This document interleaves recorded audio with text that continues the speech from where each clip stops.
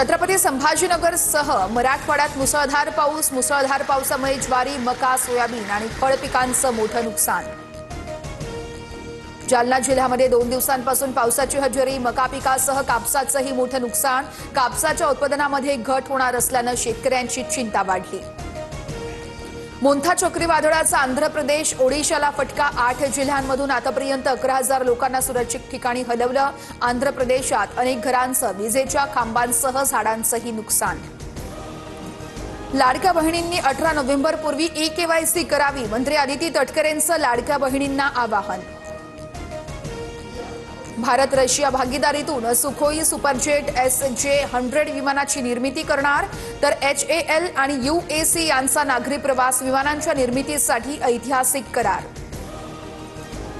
भारत विरुद्ध ऑस्ट्रेलियामध्ये 5 सामन्यांची T20 मालिका। ऑस्ट्रेलियाची राजधानी कॅनबेरामध्ये आज सामना रंगणार, तर चाहत्यांना आक्रमक फलंदाजीची पर्वणी अनुभवायला मिळणार।